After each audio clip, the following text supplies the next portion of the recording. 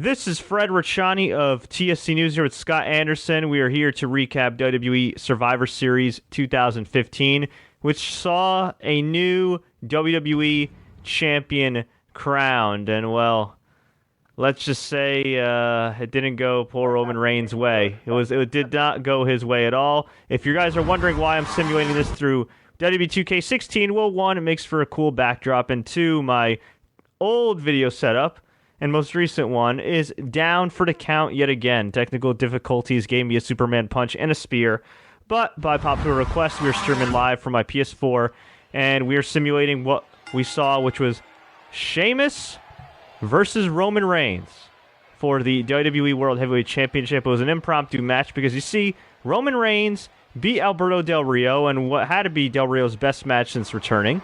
He beat Dean Ambrose in a really rushed, surprisingly underwhelming match to win the world title. They did the confetti and everything, the whole deal. Triple H came out, congratulated Roman Reigns, raised his hand in the air, and Roman Reigns ended up spearing him. Reigns got distracted, then Sheamus ran in, gave him a brogue kick, and after that, he kicked out. Roman Reigns looked like he was going to go for a spear because he ducked underneath, I think, a brogue kick attempt or a clothesline. I think it was another brogue kick attempt. It was weird. Sheamus hit him with the brogue kick. He kicked out. Then Reigns, I think, got whipped into the ropes. Or so. Did he get whipped into the ropes, or did he just dodge another brogue kick? Let me think. He ducked the brogue kick, went to the ropes. I think was going to go for a spear, maybe got brogue kicked again. Something to that effect. Yeah, something. Too much confetti. Wait, yeah, too much there's literally, the ring was literally drenched, because it was like torrential rain of confetti. And so, so Roman Reigns ducked a brogue kick, only to run into another one.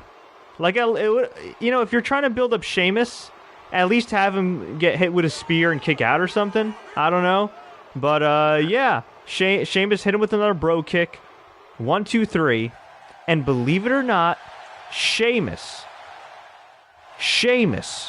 not Dean Ambrose, not Roman Reigns, not Kevin Owens, is your new WWE World Heavyweight Champion. And not only that, he is your new top heel. Jesus mother frickin' Christmas. Sheamus is your top heel. I wasn't a big fan of, turning Dean Ambrose. I would have preferred Roman Reigns to turn heel. I think it just makes sense. I mean, he got booed in the main event and everything. But if I knew that they were going to have Sheamus cash in at the end of the night during a record low ratings period, I would have been like, you know what, just turn Ambrose. Just do a double turn, something. My God, what is this? Have Kevin Owens. Kevin Owens has the potential, the talent to be the top heel and draw money. Hell, based on all the merchandise he has on WWE Shop, based on the Intercontinental title that he has around his waist, I'd say he's doing pretty damn well for himself. So why not put him over the edge? I don't get it. And the thing that sucks is they blew through Ambrose and Reigns. It was a clean finish. That's a match they could have saved for WrestleMania, which would have had significantly more time. And instead it was just a ridiculously rushed affair. I don't know. What do you think? I'll disagree with you. The match was rushed. Sheamus as the top heel is not going to last. It'll last maybe 3 weeks. This was put together on the fly, being what happened to Seth Rollins a couple weeks back. So, all in all, I can live with it for the time being. We know Reigns is going to be champion by January 2016. So I don't think it's that big of a deal to worry about it right now. If Kevin Owens had the Money in the Bank briefcase and Sheamus walked out of this pay-per-view with the title, that would be an issue. In this instance, it's not a bad thing necessarily. And, let's be honest, Triple H took care of one of the guys. So, I just can't. I mean, I can believe it, but just really, I mean, between the you knew it was coming. I mean, that's the thing. You know what? You know how? You know what I did, right? I mean, we could talk about this because we were texting each other all day. Come up with scenarios and everything. And I texted you. I said, I completely forgot about Sheamus. Yep. I just think it's such a waste. I mean, we know what the guy is. The guy is what he is. He's a at best, upper mid-carder, a guy who can have some really good matches, but he's, you know, at the end of the day, when it comes to being a main eventer, he's just the guy. He's just the guy. And look, to be fair to him, he did change his look. You know what I mean? He did rehab and get healthy again and everything, and I'm happy for him in that sense. But, you know, changing his look didn't do him any favors, because he changed his look. To a lot of people, he looks even more stupid, and they still booked him like a geek. If they at least protected him, I still wouldn't be a fan of this, but if they at least protected him the last 6 months, I would have been like, all right, you know what? At least it's a guy that's well protected. They're trying to make a top heel, whatever. But this is a guy who earlier in the night came out with the New Day, and by the way, Xavier Woods had a phenomenal Little Richard hairstyle, which was incredible. I love Xavier Woods. But it was like a throwaway 10-man tag, and I think, if I recall correctly, because I was watching The Walking Dead at the same time, Sheamus lost and got punked out by 3 babyfaces, which also is ass-backwards booking, by the way, but that's another story for another day. And yet Sheamus left the arena the WWE champion. I don't know, man. I'd say that's a pretty damn big deal, and not in a good way. I just think it's a transitional thing. I think come TLC, Roman Reigns will win the title back, and that'll be that.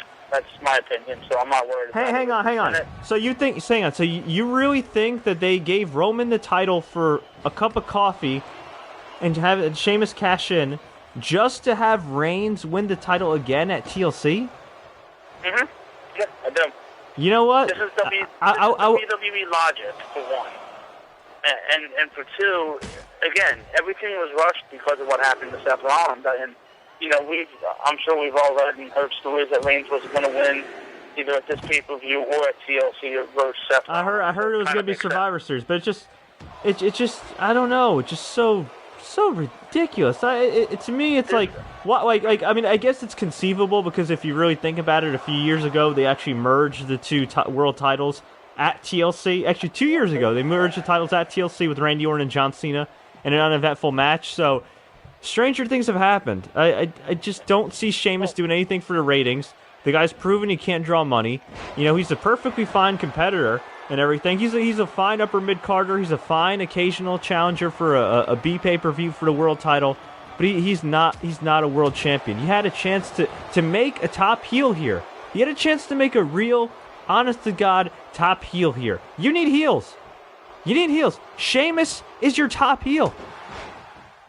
Didn't Sheamus just top heel, though. Just because he's the guy with the belt doesn't make him the top. Oh yeah, it's right. It's Triple H, which means we're probably going to get Triple H versus Roman Reigns at WrestleMania. Oh boy. Actually, I don't even know if we're going to get Triple H versus Roman Reigns at WrestleMania, because, you know, the rumor is Reigns and Cena, which honestly would make more sense if you want to make Reigns the guy and pass the torch. But, you know, Reigns versus Triple H wouldn't be a bad alternative either. This is just so ass backwards. This is safe. I hate to say that because it makes no sense, but this is WWE being safe. They know what they have in Sheamus, and they're going to work with, you know, the best. It's kind of like having this starter in baseball. You know what he is. He goes out every 5 days, gives you 5 innings, 90 pitches. You know, he's just one of them guys. He's safe. And that's all this is, because they have no idea what to do. Yeah. They're scared to make anybody new, and it's just plain and simple. He's safe. Safe. That's one way of putting it. By the way, folks, if you're enjoying this recap right now and you're watching live on YouTube, please feel free to click the like button, share this with all your friends, and subscribe for more awesome videos. You can also tweet us your questions at Sports Courier on Twitter, at Fred Ricciani. You can also hit me up on Instagram at TSC News, Facebook.com/The Sports Courier, or, again, if you're watching live, you can just comment on YouTube. And let's get to some of the comments here before we run down the rest of the card, because it's pretty much related to what we're talking about here.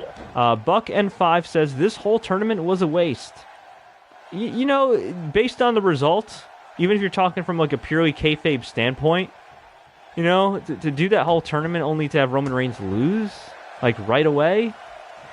You know what? I think you could have had Roman Reigns... Look, I still would be unhappy with this, but I would be happier if they gave Reigns like a full day with the title, and then on Raw had Sheamus cash in.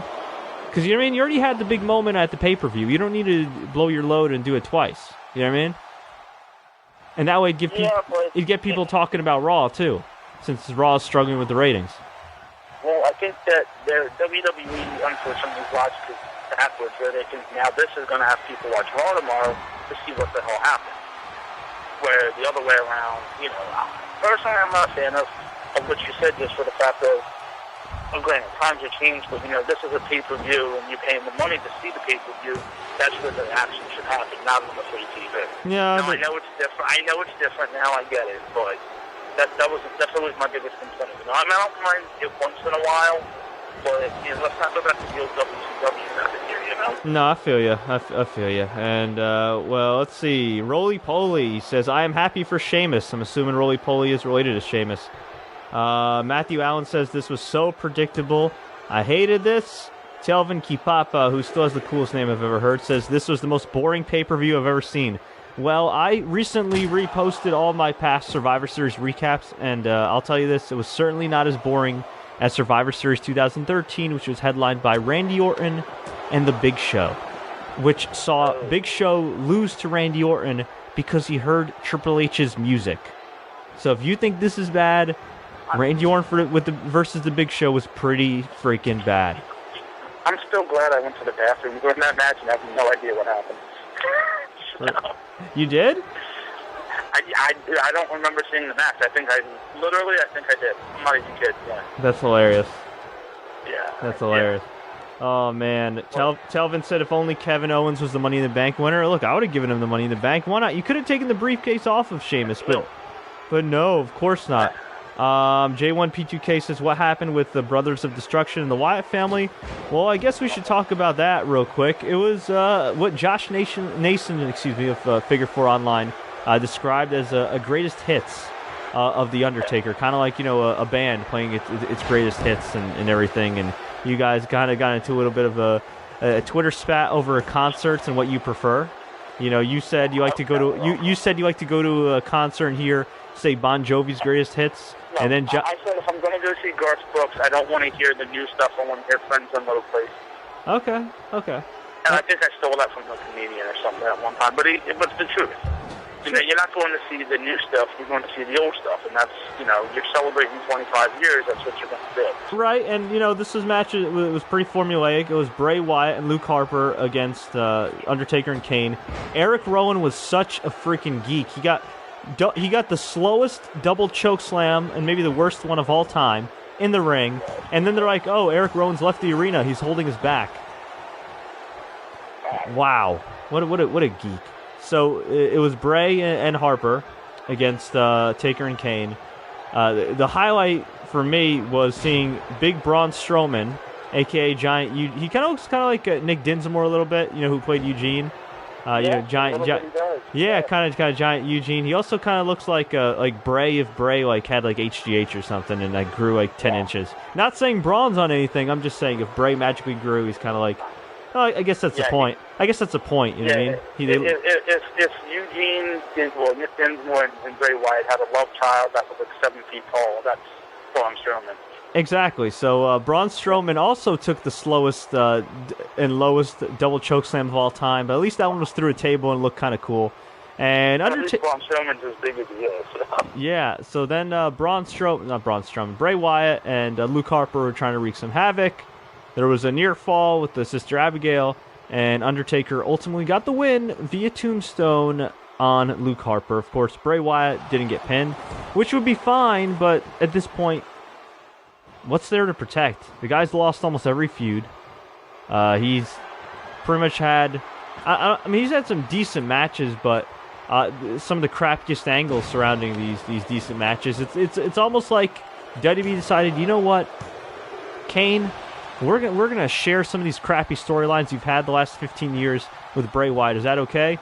And Kane went, yeah, let Bray take him. So I really don't know where Bray Wyatt goes from here. Frankly, I really don't care. They had an opportunity to reset him last year, only to have him be more hokey, more wacky, and do more jobs. So honestly, I really don't care. And in a way, not that I have a desire to see Braun Strowman versus The Undertaker down the road, either at Royal Rumble or WrestleMania, but if you're going to bring in Braun Strowman, a guy who's as green as him, who had maybe 10 or 15 matches prior to coming into the main roster, and I'm talking about NXT. Yeah, I don't even know if he had any matches in in the Indies or anything. I think in NXT he had like 10 or 15.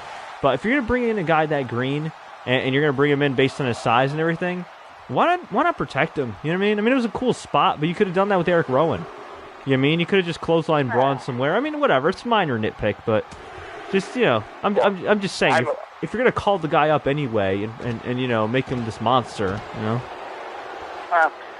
Two things about this match. One, at least it's Kane, not Demon Kane anymore, thank God. Yeah.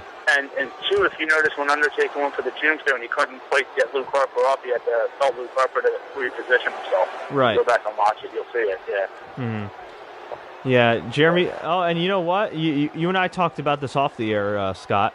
And Jeremy Bowers brings this up. By the way, I want to say I'm sorry to Jeremy Bowers, a loyal Baltimore Ravens fan, because he lost his quarterback, Joe Flacco, for the year, and maybe for parts of next year with the torn ACL. And Justin Forsett, we've got a gruesome broken arm injury. Yeah, and speaking of arm injuries, I heard Cesaro is going to be having shoulder surgery. Yeah, it looks possible that could happen. Oh, that's... Jim Ross, I think, reported it, so, yeah. Yeah, so Cesaro's on the show. He wasn't on the pay-per-view tonight, now thinking about it. Yeah. He could have been in that 5-on-5. Oh, poor Cesaro. That sucks. I mean, shoulder injuries have ravaged these guys, man. Cesaro, Sami Zayn, Randy Orton, who's had a history of shoulder problems, Hideo Itami. How about this? And I'm not saying this is the freaking, answer to everything or whatever, but... how about you don't do those stupid spots where you hit the steel pole with your shoulder every time? Yep. Yeah, and there were a lot of silly spots here. You only protect yourself, but so much. Yeah, I'll say this. There was I mean, it's been the case for a while now, but there were an abundance of super kicks in the match. Luckily, none during the Undertaker match. But anyway, Jeremy Bowers says, WWE is trying to artificially recreate what happened with Bryan when he was constantly screwed. Problem is, Reigns does not have that same kind of connection with the crowd Bryan has. I agree, Yeah, and I think they've gotten to the point, or are about to get to the point now, where even if Reigns wins the title again, nobody's going to care. They got very lucky. They got very lucky with Bryan, because if you look at it, look at the history of certain guys, okay, like Lex Luger, and granted, Bryan was never as protected or pushed like Lex Luger. But Lex Luger was a guy that WWE pushed and was pretty popular, kind of like Reigns, actually. But, he had the chance to win the title. He had a chance to be elevated, and they waited too long, and they didn't end up giving him the title, or he lost it at the wrong time, or he lost the big one at the wrong time. And then after that, it was so hard for people to care about him that they ended up going with Bret Hart. Now, could you see a scenario like that where, they try with Reigns, and then they end up going with Ambrose? No? No, it's a different time. It is.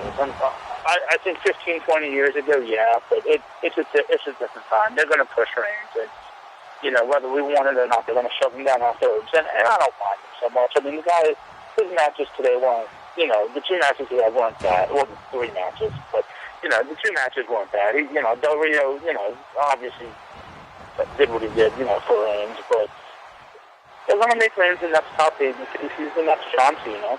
I don't, but he's, a couple days ago, the crowd's already doing him. But you know what? So why not? Yeah, but you know what? He's not the next John Cena. He's not, and I don't think he sells. I'm almost certain he doesn't sell as much merch as Cena. I think if you push the guy, to me, if you turned Kevin Owens in the right scenario and made Kevin Owens like a Stone Cold type of character, I feel like that guy would be a license to print money if you had the right heels lined up for him. Yeah, but don't we see that about Dean Ambrose also? Yeah, I think those two guys. Those two guys could be your top babyface, your top heel, and it just...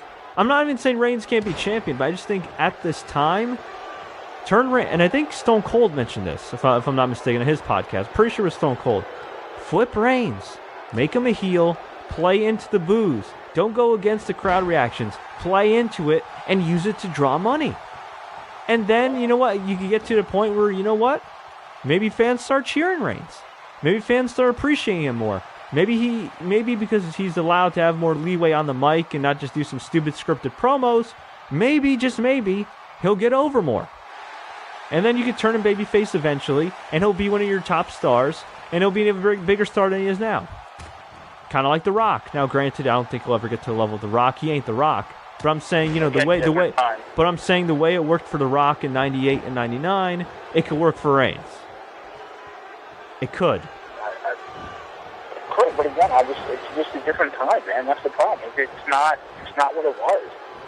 All this on paper sounds good, but the Eagles, Philadelphia Eagles on paper sound good, but in reality, get beat by Tampa. I just wanted to mention that because I think it's hilarious. That the Eagles lost to Tampa Bay. Yeah, but hang on. But you're saying it's a different time. It is a different time. I think that could still stuff like that kind of storytelling can still work. The problem is it's not the story. All right, it's not the story that's necessarily different that needs to be told. It's how it's told. It's the execution. It's how bad. It's how bad this company is at telling stories these days. Do they know how to tell a real story anymore? Well, that's what I mean. That's what I mean when I say it's a different time. I don't mean, it's not the Attitude Era. I mean the way the storylines are, the way the creative is. It's just not the same. It's not what it was, and that's the issue. Yeah. It wouldn't surprise me if Reigns wins the belt tomorrow on Raw and just drop it to Sheamus at TLC, and then have Reigns win it at the Rumble. They just don't have a clue. Or Sheamus will have a non-title match versus Sin Cara tomorrow night and lose. I mean, it's just, that's the way they do things. That is the way they do things, and it's really lame. And Telvin mentions what you complained about earlier, which was Neville losing like a geek. I didn't watch the pre-show. You told me that Neville lost to Bo Dallas. Well, all right. Here, let's go back to the beginning. Since you didn't see it, I'll mention, because we did have a return tonight in that pre-show match as well. So the pre-show, unadvertised match. It was a 5-on-5 traditional. The Miz, Bo Dallas, because, Stardust in the Ascension versus the Dudleys, because they're now on the pre-show. Neville, where the heck was the fourth? Somebody and the returning Goldust. So that was cool to see Goldust come back at least. Neville was the only one eliminated from his team, and he got taken out by everybody's finishing move. But still, it's just horrible. I don't get it. He's so talented. I don't get it either. But there was a story, and again, I don't know if you saw it, where these guys are you're just there to lose. And he's one of them. It's a shame. I mean, it really is. It's a shame. But it's just what they do. I mean, the guy's very talented, and they just don't get it, at all. I mean, it's almost a curse of the NXT guy. It really is. It's a shameful thing, a lobster head. Yeah. I'm sorry, I'm at a loss of words, but it's just, I mean, the match. Here's how bad the match was. 15 seconds into it, Goldust hits a power slam on Victor, I believe it was, and hits him with a power slam. So, wow. It was kind of like one of those. Yeah, if you remember, what was it, Survivor Series 97, 96 with Fake Diesel and Razor Ramon when the guy hit an elbow drop and got pinned, and somebody hit like a leg drop and got. It was just horrible. Yeah. Well, let's quickly recap the rest of the show. Then we'll get to all the questions we're getting here. We had that pre-show match that was useless. Reigns beat Alberto in a really good match. Really good match. Ambrose beat Kevin Owens in a really good match, but with the benefit of hindsight, would have liked to have seen Owens win. We had Tyler Breeze beat Dolph Ziggler in a very rushed match. I mean, it got Tyler Breeze over in a sense that he was pretty dominant, but way too rushed. It would have been nice, if these guys had maybe 15 minutes or so. I heard they tore it down in house shows, but it was kind of lacking here. But it was kind of lacking here, unfortunately. Although, as we talked about off air, it's probably going to air on Raw anyway. So we'll probably see it 100 times. By the way, I'm sorry, I was going to say, it was Titus O'Neil was the fifth member in the pre-show match, which I don't get because I guess Darren Young is injured or something. Doesn't matter. I wanted to give Titus his credit. It doesn't matter. We had Charlotte versus Paige, which, of course, is built up by one of the most tasteless angles in recent WWE history, and that's saying something. And, for people that have asked me my thoughts on them mentioning Reed Flair, All I got to say is it's a total prick move of WWE to release that statement, have a non-apology, and then say, oh, well, it was Charlotte's idea, pretty much, and kind of put the blame on her. It's just complete BS. And based on the reaction of Ric Flair and his ex-wife, Beth Flair, tasteless. It's only been 2.5 years since Reed Flair, Charlotte's brother, Ric Flair's son, died. When Rick found him dead, okay? Rick found his son dead after an accidental heroin overdose, okay? Think about that, okay? Think about how horrifying that has to be for anybody, particularly a parent. A parent, okay? That's the worst thing that can happen to a parent, okay? The worst thing. So what do? They don't even call Rick, who's allegedly one of Hunter's best friends, who they respect, who's their Hall of Famer, who's their talent. They don't give a heads up to Beth Flair. It's like, what? It's just ridiculous, and it drew no money. It didn't increase any ratings. It didn't create any more interest in this match. And this match was okay. Wasn't great. It was okay. It wasn't bad. It dragged on a little bit. The crowd was dead. So. Crowd was dead. Crowd didn't care, which makes that angle a complete waste. And I gotta say, while I admire Charlotte's athleticism, while I think she's marketable to some extent, she is certainly lacking in the ring compared to her other NXT counterparts, Bayley, Sasha Banks, and Becky Lynch, for sure. And you know what? I gotta say the same thing about Paige, because while Paige is really good on the mic, she, frankly speaking, outside of a select few matches, I'm not saying she's bad at all, but I think she's kind of overrated at this point. I don't know. What do you think? I mean, it's been a while since she's had a really good match. It's been a long time. It has, but unfortunately, I think it's been since the first NXT TakeOver pay-per-view, because they really just don't give the main roster divas any time and any chances. True. I mean, look, maybe. I mean, name a time on main roster where really anybody had this match. I mean, I know she had a good match with Natalya a while ago. Actually, she had a good match with Becky Lynch on not Becky Lynch. I'm sorry, Sasha Banks on SmackDown a few weeks back. But outside of that, here and there, I mean, when's the last time she had a really, really good match? Maybe it's just maybe it's just quality of opposition and the storylines and her flipping from babyface to heel almost every week. It could just be that, because I think she is talented. I think Charlotte's talented too. But again, I do think that to some extent both divas, especially Charlotte, coming out of NXT, kind of overrated. I could be wrong, but that's my observation there. But Charlotte got the win with the figure eight. Highlight of the match came when Charlotte speared Paige off the barricade onto the floor. Kind of, yeah. It was like a slow motion, little botch deal, and it was a weird ending, though.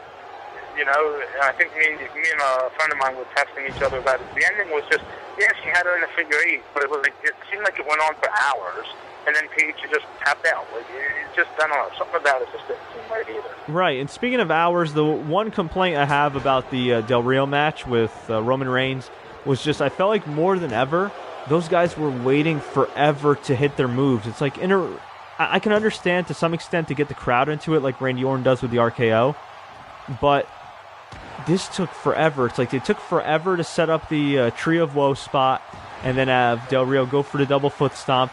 It took forever for Roman Reigns to try to go for the spear. If you remember, they got a close-up of Roman Reigns, like shaking his head like the Ultimate Warrior, getting ready to go for the spear, and he was shaking his head. Del Rio slowly got up. Roman Reigns is shaking his head. Then they cut to Del Rio slowly getting up. Then Roman Reigns does this primal Super Saiyan scream, and then he goes for the spear. It felt like a good minute.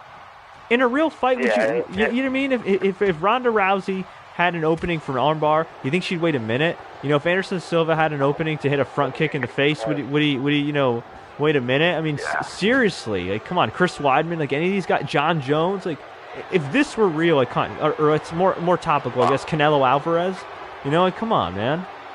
Oh, man, I don't know. It was. You're reading too much into it, my friend. You're right, but you're reading too much. I'm not reading too much into it. Just a minor thing. Just kind of annoyed me a little bit. Well, I have a minor thing at the end. I want to touch on, but let's keep recapping right now. Okay. And I think we're pretty much there. I mean, we had the New Day come out. There was there was the other unadvertised match, which sucked too. Yeah, the New Day came out with Sheamus and Wade Barrett. Wade Barrett's got a pencil-thin mustache now. And, Sheamus just came out looking all awkward, like the awkward white guy. And the New Day just cut this great promo. I wish they would have stopped at the promo. Because once the match started against Ryback and the Lucha Dragons and the Usos, it just went downhill from there. Yeah. Outside of a brief scene where all the guys were dancing except for Sheamus. But, yeah. The Sheamus dance was kind of good. Yeah. He was kind of doing his old jig there, but, hey, whatever. All right, so what irked you at the end? Because we got a lot of questions we got to get to. All right. And here's what bothered me, and it's not even WWE related, but I'm sure most everybody knows at this point that there was a rumored terror threat possible at this pay-per-view. Oh, with ISIS, yeah. Yes. Well, at the very end, not the very end, but as Roman Reigns is celebrating his title, they decide to shoot off all the cannon guns, on the rampart or whatever. I just think it's just an unnecessary thing to do in that type of situation. That's all. To have pyro? When the confetti's coming down and they're shooting off all the pyro, even Reigns kind of looked like, what the hell's going on? And just to me, you have these types of things going on, and you're going to do something like that. I think it's just stupid on WWE's part. Yeah, but they had the pyro for the Usos. I know, and they had the pyro. Yeah, but okay, that was for the Usos. We always get the pyro. That's what I'm saying. This was like an unexpected pyro. But he won the title. They wanted to swerve people. I don't think that's. I don't have an issue with that. I think it was too much. You can do the fireworks, but the big booms I think were unnecessary in this particular moment. That's all. All right. I can see where you're coming from, but I also see them saying, you know what, it's a threat that we heard about, but it's unconfirmed, and I don't know. I mean, I know what you're saying, but at the same time, I think that plays into all the paranoia and everything. And that's all I'm saying. Yeah, you know what though? I mean, God forbid something's going to happen. You know what I mean? I think the security had it down on lock. Plus, they didn't allow even people to bring purses or anything. Right. To the arena. They put out that tweet earlier, so I know. I get what you mean, but I don't know. I don't think I'd do the whole weed fire angle, you're talking about, people, from what I read, came to Vince and said, let's maybe not do this. Vince said, no, we're going to, be at the final decision. So, it's just one of them stupid things. Like, you don't need, certain times, certain situations, you don't need those type of things. Yeah, the Dudleys had that power when they came out, so did Neville, and I get Kane, I get that, but those guys do that. You're expecting that, You don't need that at that moment. That's all I'm saying. And you're talking about just for this particular pay-per-view based on the threat? Just for this pay-per-view, just for that moment, you didn't need that extra pyro there. Okay. It wasn't the lightning and all that. It was the extra, I don't know. The extra boom? The extra boom? You know what I mean. Yeah. Yeah, the extra, there was just no need for it at that moment. With what's going on, and look, I understand, you're trying to say, F you to whatever could happen, that, we're not going to let it affect us, but I don't think, just my opinion. Okay, that's fair. That's fair. Well, let's get to some of the questions here. Talvin also says they think they're trying to book Reigns like Daniel Bryan in 2013. Yep, unsuccessfully. J1P2K says, I don't care about WWE. I watch indie groups, and you also watch TSC, so I appreciate it, buddy. Talvin's asking what happened with the Paige and Natalia angle. It's WWE. They just dropped it like a bad habit. Yeah. Let's see. Zip Away says, buy or sell XFL or the WBF or both. You lose money, but which would be better to lose? Oh, man. WBF. Yeah, WBF for sure. What is WBF? What? What's WBF? That was the World Bodybuilding Federation. Oh, God. Oh, my God. I'd rather buy the XFL. At least it had a TV deal, Yeah, I'd buy the XFL, too. At least they had He Hate Me. Yeah. Let's see what else. Do you think we're getting Reigns versus Triple H at some point? Yeah, I do. Danny boys tell me to stop bitching about the pyro and call me a pansy. It's not about a pansy. It's just principle. That's all I'm saying. You kind of sound like a principal right now, like a high school principal. No, think about the children. I know. That's all I'm saying. I know. That'd be like the Boston Marathon, them shooting off cannons for the winner. Yeah, but WWE, you're always going to get pyro. I understand, but just unnecessary pyro. That's all I'm saying. Come on, Scott. Don't be a man. Okay, to quote the Macho Man Randy Savage, be a man, Hulk. Come on, don't be scared. As the grandfather of this whole TSC getting up here, I get bitchy in my old age, okay? All right, there you go. All right. I admit it, all right? All right, don't worry, we'll get to your Depends soon. No, let's not do that. Oh, God. By the way, I got some tweets earlier that said that people were having some issues with WWE Network. You said you were having some issues as well. At the beginning, I was, yeah. I decided to test it out on a bunch of devices. My Xbox One ran pretty smooth, although I have to say streaming quality-wise, the network is definitely a lot lower than, say, like Netflix or HBO or any of that. And granted, a lot of that stuff is on demand, and I think full 1080p. But still, I just feel like sometimes it doesn't look HD, even when the stream's running well. Yeah, no, I agree with you 100%.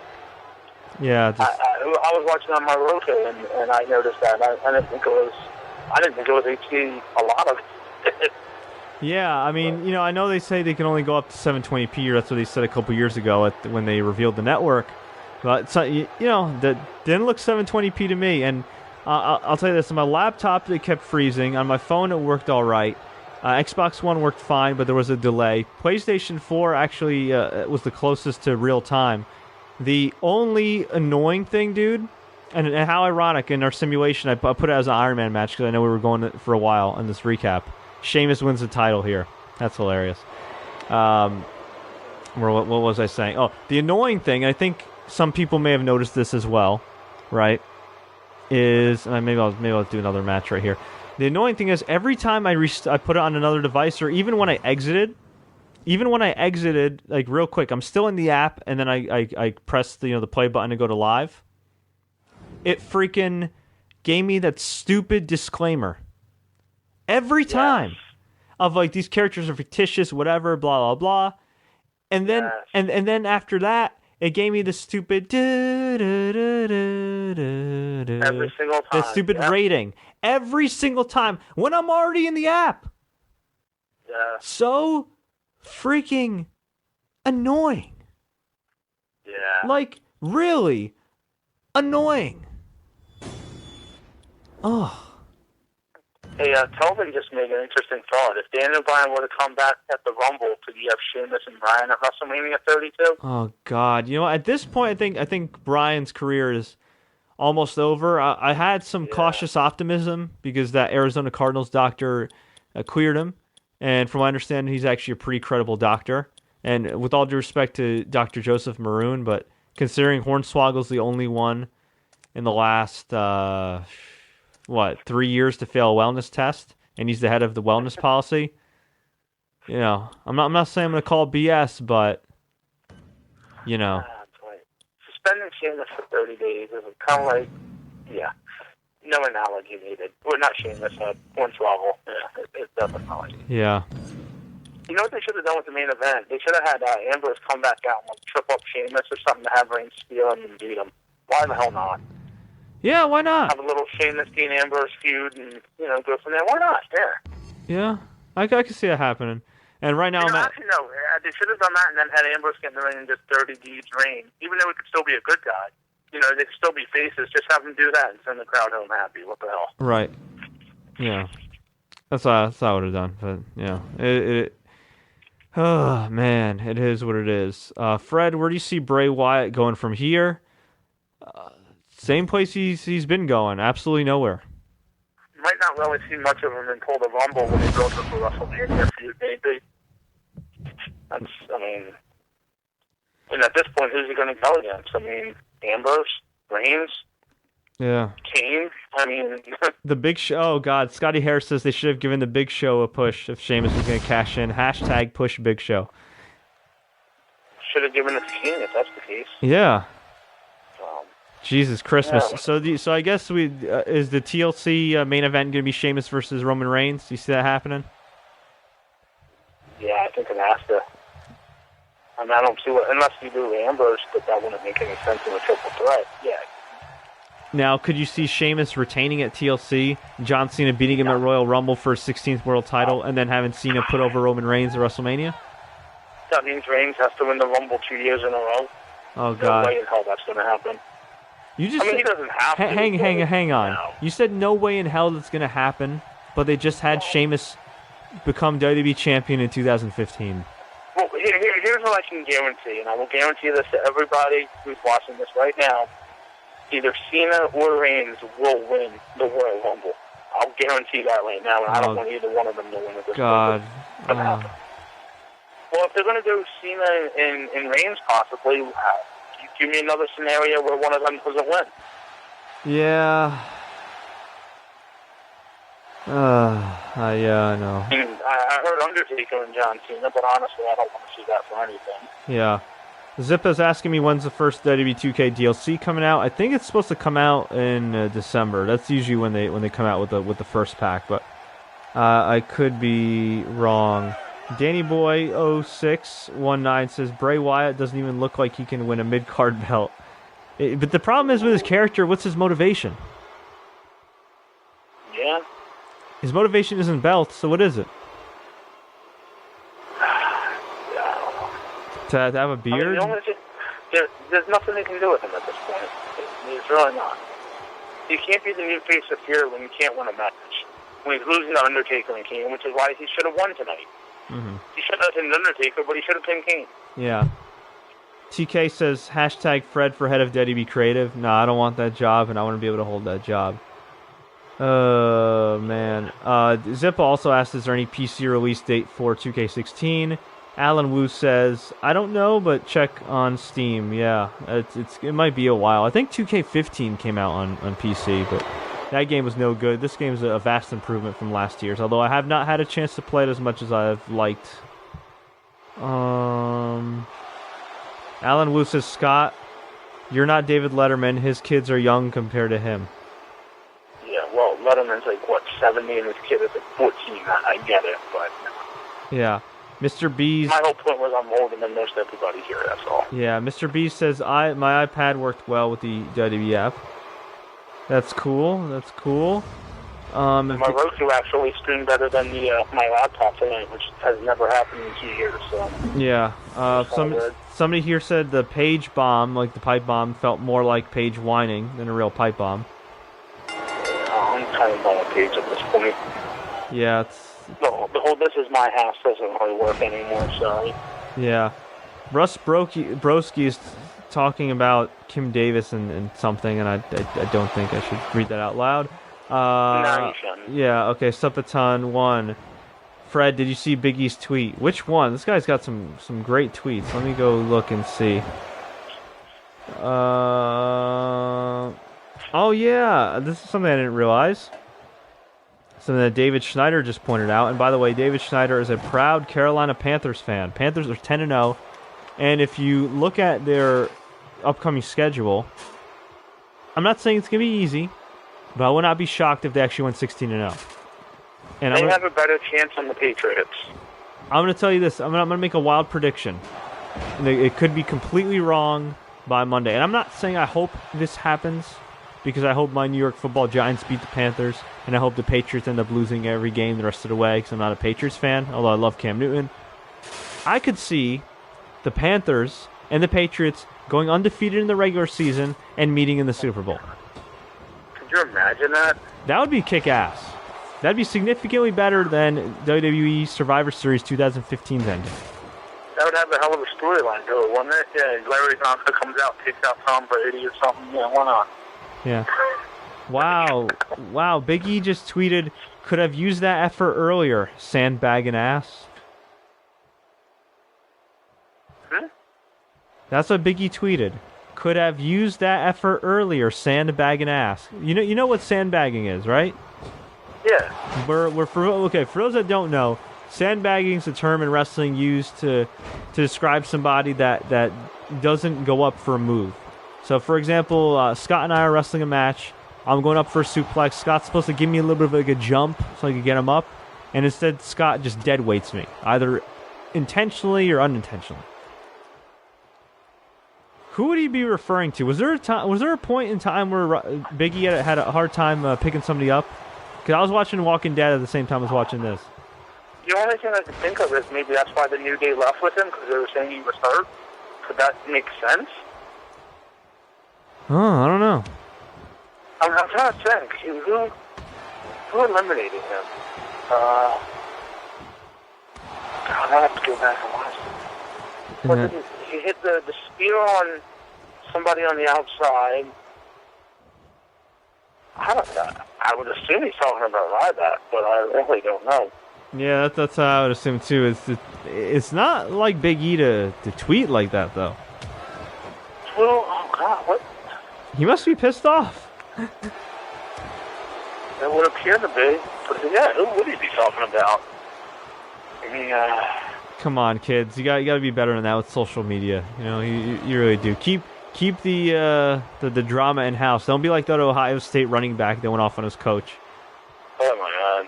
Yeah, although there is something to I guess in some ways that made me more endearing to that guy, because you know what, got far too often colleges get off on using these young men and not letting them make any money, but whatever. That's another debate. That's another debate for another day. Let's see. Let's see if I can catch the replay of. Oh no, they're not. They're trying to me around right now. So yeah. Hey, you should be watching this match that's being simulated right now between. I was, but now that I saw that tweet, I was going to see if I can catch up on it at the 45-minute mark. Oh man, Reigns almost grabbed the title and then he just randomly let go. The AI in this game is so stupid. I have to say that the AI in this game, if you're simulating a match, is so dumb sometimes. But that's what makes it fun to watch. And as far as the simulation, somebody's asking me about. Oh no, Sheamus gonna win? No. Why is it taking forever for Sheamus to grab the belt? And why is Roman Reigns just staring at him? Okay, wow, that was awful. Anyway, what was I saying? Oh, my WWE 2K16 simulations. Just for anybody that wants to know. It originally predicted that Reigns would beat Del Rio, which happened, beat Ambrose, which happened, Ambrose beat Kevin Owens, Tyler Breeze beat Dolph Ziggler. I don't remember who won the Charlotte match. I think Charlotte ended up... Actually, who won? No, I think it was Paige. Oh, yeah. I think Paige won that, predicted Paige won, and then Undertaker and Kane won. So it was pretty much right. I think the Divas match was the only one it had wrong. There was a spot in that 5-on-5 where Ryback was on the top rope and did a little, I don't want to call it a splash, but a splash onto everybody on the floor. But I doubt that would be the spot he was talking about. Right. I don't know. Yeah, man, Big E's got some beef. Big E's got some big beef. Let me tell you. Terry Allen's asking me. Yeah, Terry Allen's asking me when we're going to incorporate Skype again. I'll incorporate Skype again when I get my setup back, because I can't really do it right now with my PS4. And Sheamus just grabbed the title and won the match. A sign of things to come, perhaps. And by the way, closer to the pay-per-view, we'll do what we did for Survivor Series and pretty much simulate every match. Maybe, well, actually, what I'm supposed to be doing, and I feel bad because I thought I had Jay George's gamer tag, and then when I went live and was going to invite him, I realized I didn't, and it was too late, and we were already live on the air. But Jay George and I, give him a follow at JGeorge489. He's a pro wrestler, also now a pro WWE 2K16 gamer, and he's been doing some live streams, and him and I are probably going to hook up and compete. So rather than just have the computer simulate, I think him and I are going to do something where I play as one person. Say, for example, I play as Sheamus, he plays as Reigns, and we see who comes out on top, and then we see what happens on the pay-per-view. Oh, yeah. Sheamus. What is Big E's Twitter handle? I can't find him. It's at WWE Big E. Yeah, that's it. Wow, yeah, you want me to, that's damn, man, that's rough. I just retweeted it right now. He's there it is. Yeah. Could have used that effort earlier. Yeah. That was 51 minutes ago. That's like right at 11 o'clock. So. Yeah. DB says... Not talking about his match? Maybe he's just talking about... I know what he's talking about. He's kind of trolling Sheamus, because Sheamus won the title, but yet jobbed out in the 5-on-5. Oh, yeah, that's right, yeah. That's what he's talking about. Oh. Yeah, in other words, he was sandbagging that match to win the title. That's what that means. Oh, okay. Yeah, he's not talking about that sandbagging. He's talking about, not giving 110% sandbagging. Yeah. That's exactly what that is. Because that makes sense. Mm-hmm. So that means that they're trying to build up a Sheamus. Oh, God. Sheamus and Big E tomorrow night on Raw? I don't think so. I wish. That'd be cool. Never say never. It's probably gonna be like. That's exactly what that is. It's probably gonna be Sheamus versus Zack Ryder or something like that. Yeah, it's gonna be Sheamus versus Kalisto, and Kalisto will win. Yeah. Ugh. Let's see. Sasha Banks versus Charlotte at TLC. If only. I mean, who is next for Charlotte then? Brie Bella? I don't know. Alicia Fox. At least they can do double kicks to each other. That'd be kind of cool, I guess. Yeah, poor Nikki Bella. She's nursing a neck injury. She's trying to avoid surgery. I don't know if you've been following her online. I did. They said it could be a career type of thing too, possibly. That sucks, man. She's worked really hard. Yeah, she has. Give her credit. Who could? Well, I mean, oh God, Charlotte could. I guess potentially Becky Lynch or Sasha, but I don't see them doing anything with Sasha. I don't know what that's about. I think it's a part of Triple H that's maybe trying to protect her and knows that this Divas thing is a mess, so he's going to wait till Vince kind of gets more hands off with it, so you get more hands on. Maybe, yeah. But you know what though, but you know what though, this is what pisses me off about Triple H, and it's something that I think people don't ask enough about. Triple H has not only a responsibility to NXT, which I think he's done a great job with, but he has a responsibility to the main roster. And he's got to protect his guys. And if you look at some of the guys he's had and girls he's had from NXT, right? Look at the Divas Revolution, quote unquote. All right? Look how horrible that's been. That's Triple H's pet project.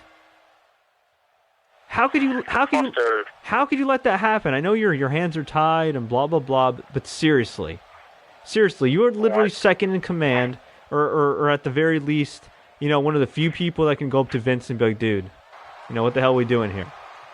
You know what I mean? And even if they gave the women short matches still, if they at least gave the women short matches with decent storylines, I wouldn't complain as much as giving them long matches nobody cares about with the cloud of a horrible angle, like the Reed Flair thing. You know what I mean? Over it. And then you think about another thing. Seth Rollins is a Triple H guy. Yet Seth Rollins was booked horribly before he went down with his injury. He's been booked better these last 2 weeks, and he hasn't been wrestling because he's been injured compared to the last year when he was active. I don't think Triple H has as much power as we think on the main roster. That's the problem. But you know what though? I mean, you gotta protect some of your guys. You know what I mean? You gotta protect some of your guys. Really, he doesn't have the power to say, yo, Vince, let's not do this Reed Flair thing. Come on now. Okay, and from what I understand, according to Dave Meltzer and a bunch of people in the know, it's not like he exactly put up a fuss about it. It's not like there was a big argument with Vince McMahon and Triple H that said, hey, you shouldn't talk about Ric Flair's dead son and Charlotte's dead brother and exploit it and put these girls in a position to fail, I think the failing, you're going to disagree with me here, but is it possible that maybe the matches in NXT with these women aren't as good as we think, but because the crowd is into them so much, they seem to be better than what they are? No, I think the crowd makes it to some extent, but no, I think the Bayley matches, the Sasha Banks matches, and the Becky Lynch matches are all really good. Some great. No, I think they're great matches. I think here's the thing. I think Charlotte very clearly was overrated. All right, and she's getting pushed really, really hard, really, really soon. And we haven't been given a real reason to care about her, outside of the fact that she's Ric Flair's daughter, and she could do, you know what I mean. And in the case of Becky Lynch, she's got something that the crowd likes, and she's got a unique look, so that at least gives her a little more of a connection with the audience. But we haven't been given any reason to care about her either. And in the case of Sasha Banks, she showed a little bit of personality, and it definitely seems like the hardcore base is with her. But realistically speaking, the casual fan, or even the fan that occasionally watches WWE, or whatever. I don't know if that's or like somebody that's not subscribed to network or maybe subscribed but only watches the pay-per-views and whatnot, but maybe doesn't watch NXT. They haven't been given a reason to care about Sasha Banks. And in the case of the other divas outside of maybe Paige, they've been conditioned to not care about for years and years. So it's hard. It's right. It's hard to change that perception. You can't just bring somebody up and be like, okay, now start caring about the division. And unfortunately, they don't give these girls the leeway that they give, say, Ronda Rousey or Conor McGregor in the UFC to kind of, be left, to some extent, be left under their own devices combined with the marketing arm to get over. Instead it's kind of like this scripted garbage where they come across as crazy women, stereotypically crazy women. That as a joke. That's the unfortunate part. Exactly. Can you imagine if they actually let like Cesaro let loose and be himself? A little more of himself, or if they let Roman Reigns be a little more like himself, as we've seen on the ESPN and in some of the other media appearances and everything. Oh, imagine you have, Cesaro and Owens and Ambrose in a match where, it's in Ring of Honor or something like that. My God. Well, I don't think in the ring they're necessarily held back as much as like on the mic, like personality-wise. I think that's the problem with this scripted environment. But the women I think are suffering the most for sure. I mean, they're getting more time. They're getting more time. I'm happy they're getting more time, but it doesn't matter. Again, I'll use another UFC reference here. It's like Demetrius Johnson. He's the 125-pound champion. You can tell me he's great. You can tell me he's one of the best fighters in the world, and he is. He's probably the best technical fighter to come in MMA in a long, long time in terms of technique and everything. He's great, but nobody cares about him. And we haven't been given a reason to care about him. And to be fair to UFC, it's not like he's given them a reason to really care about him. You know what I mean? As far as personality, like and everything like that. But you can tell me this guy's the best. You can tell me this guy is a beast. You can tell me this guy is one of the pound for pound best fighters in the world, maybe one of the greatest of all time. But at the end of the day, if he doesn't connect, and if the company itself isn't doing more to give you a reason to care about this guy. I don't care how many main events you put Demetrius Johnson in, nobody's buying his fights. And it's the same thing with the Divas. You put Charlotte in the main event segment. You put Paige in the main event segment. These girls were, amazing wrestlers. They were pretty good. Not great, I'd say. You know what I mean? But their combination of getting fans to care about them and the connection, whether it be as baby faces or heels, even in the midst of when the Divas weren't, a priority in WWE, they were cared about. They did have a connection. Well, they told a good story. That's why. This isn't telling you a good story. Saying, oh, your dead brother, that's not a good story. Yeah. It's just poor taste. Exactly. And, and not to cut you off, but, I don't think they were put in that main event spot, so to speak, on Raw to get over. I think they were put in that spot to fail. I do, too. I think, maybe I'm a conspiracy theorist, but I think there are people in the company that clearly don't like some of Triple H's ways or yes men or what have you, and they figured, all right, well, you want the Divas in the main event? Let's put them in the main event. And how the hell did that table not break? I'm playing now Kevin Owens and Dean Ambrose in a tables match, and Kevin Owens just tackled his fat ass into freaking Dean Ambrose, leaned up against the table in the corner, and the table didn't break. But it looks like it's been... And he just powerbombed Dean Ambrose right next to the table, perched in the corner, and Dean Ambrose didn't land on the table. It's a video game. There's glitches. And he got Irish whipped, and he tackled him again, and the table still didn't break. Is this table made of steel? What the hell? It's Diet Owens diet. That's why. Yeah, I guess so. I guess so. Is it possible to get Paige and Charlotte in like a weird tables match or something at TLC? Oh, God, no, I don't know. And Kevin Owens, by the way, put Dean Ambrose through the table. Finally. Finally. All right, let's take a few last tweets and questions here before we get out of here. Mr. Racer asked if Survivor Series was worth watching. I was at work and I missed the whole thing. I mean, except for that Randy Orton cameo? No, I'm just kidding. Yeah, he's a huge Randy Orton fan. I mean, the ending, Del Rio and Roman Reigns is probably the best in-ring match, I'd say. I mean, watching the Undertaker's entrance, it was kind of cool. Yeah, other than that... The Undertaker's cool. Yeah. Which reminds me, Undertaker looks fantastic for his age, for a guy that's seemingly had at least one surgery every year the last 10 years. Yeah. Doesn't mean he should be wrestling though. No, but he looks good. I would say watch. I mean, look, the main event, even though it wasn't a great match, wasn't horrible because it did go at it. There was no. It just felt. In that aspect, it wasn't bad. It felt really rushed, and it was rushed. I mean, they were going for near falls at like 10:30. I was like, what the hell is this? But that's the whole thing, though, right? So the match is going to breathe by if you watch it, which wasn't bad. I would say watch the first match, watch the Undertaker. I'd say you know what? Watch all the tournament matches. Watch the Undertaker's entrance. You know, you can watch the Undertaker match if you want, skim or just at least skim through it. Everything else you'll see on Raw tomorrow. So. Yeah, exactly. I mean, pretty much, right? Yeah, no, you're right. Exactly. Yeah. And let's see. Mr. Racer says Triple H or Sheamus won, which is not surprising. He's a Triple H guy. Yeah. And then lastly, let's see. Waylon Mercy. I don't think it's the real Waylon Mercy. Says Jim Ross says Cesaro may require shoulder surgery and may miss several months. Yeah, we talked about it earlier. That sucks. And Waylon Mercy as your handle. My God. Yeah, I know, right? And last one, real quick. Somebody asked here, who got the better TV deal, ROH or TNA? For those that don't know, TNA is now on its third network in 2 years. And it's on Pop. Really? Yeah, it's on Pop TV. Yeah, in a year. It's on Pop TV, a channel that's available in more homes, but I don't think anybody really has heard of it. The former home of the old TV Guide channel. The old TV Guide channel that nobody watched, and the former home of Paragon Pro Wrestling, which is a promotion in Vegas that apparently paid for its own time in 2015, which is a really bad business model. Which is a very bad business model to have, in my humble opinion. But and it came on at like 8 in the morning on Sunday. 6 a.m.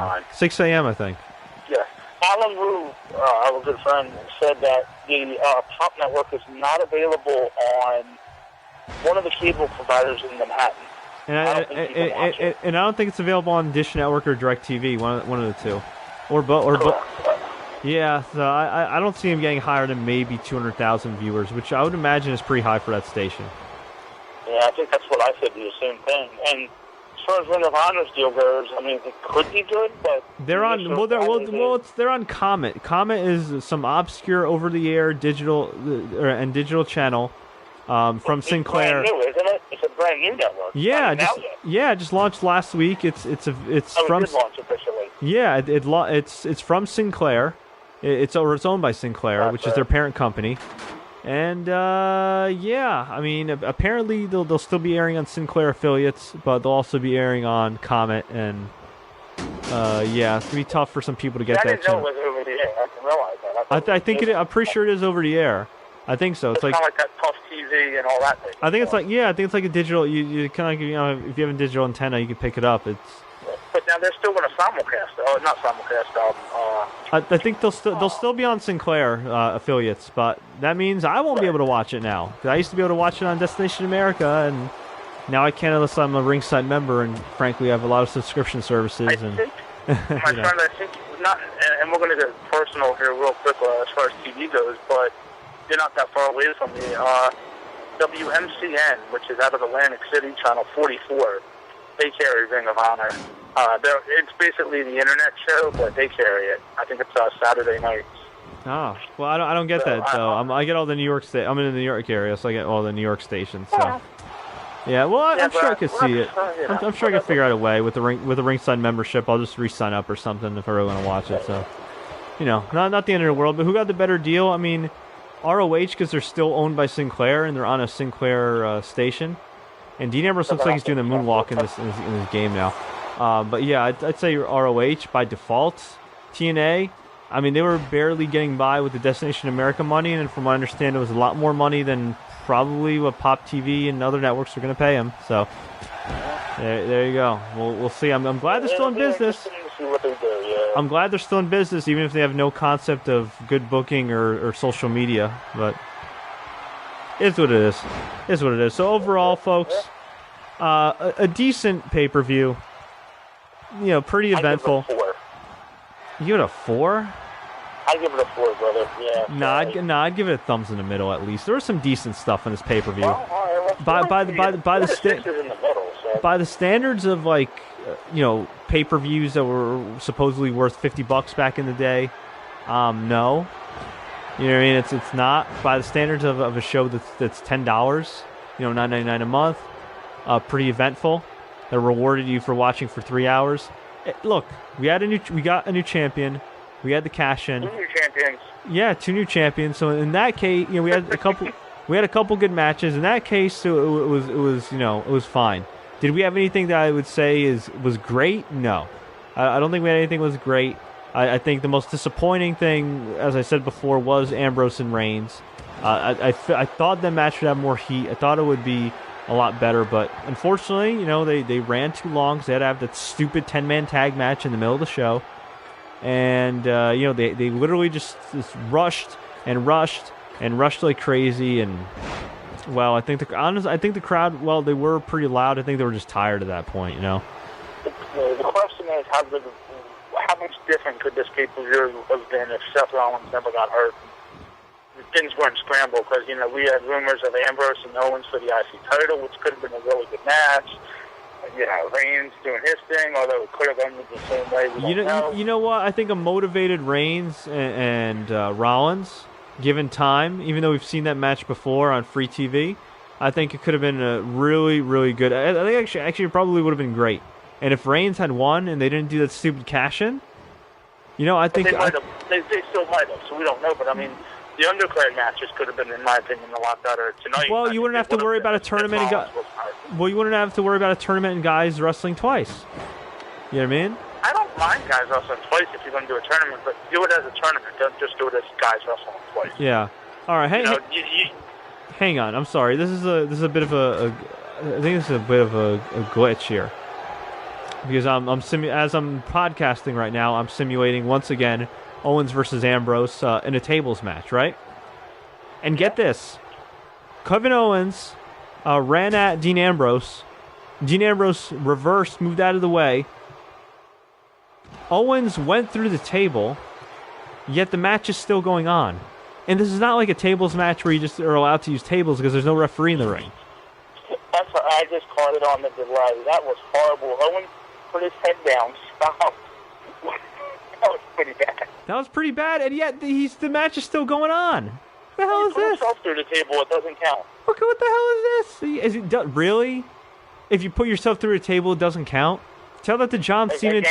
Tell that to John Cena. We're overanalyzing. Tell that to John Cena in 2009 when he tripped and fell and lost his title to ironically Sheamus. Yeah. Oh God.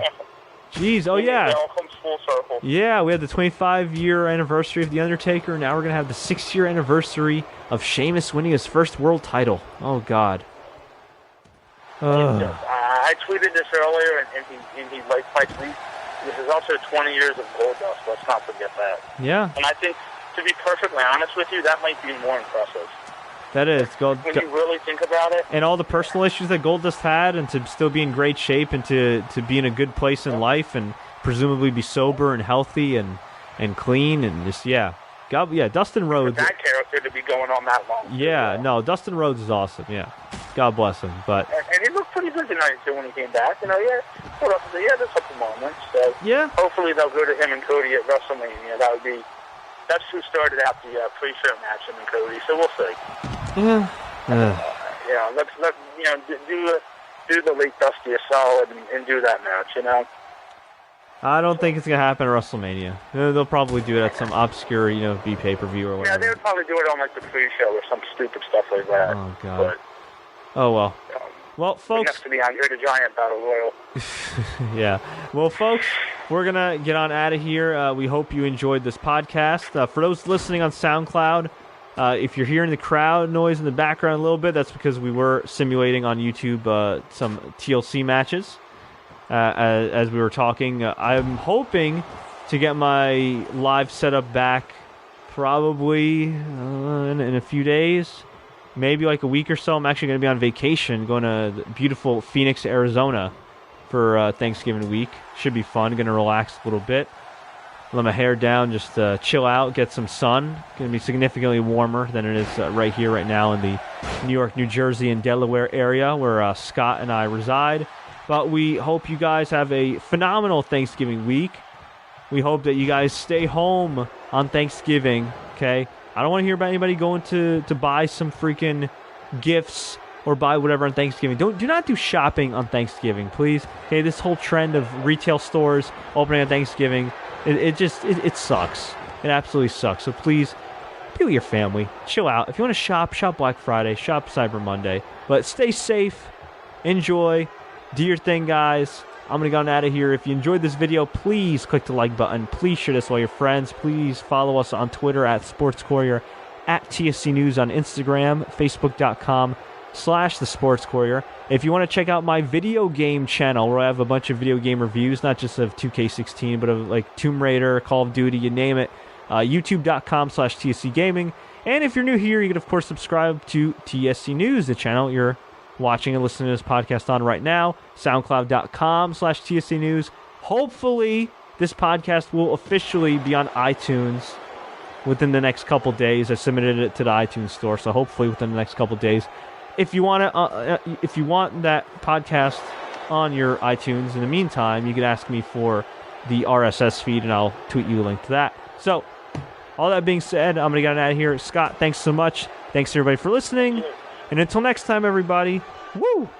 As always, enjoy the matches. Woo!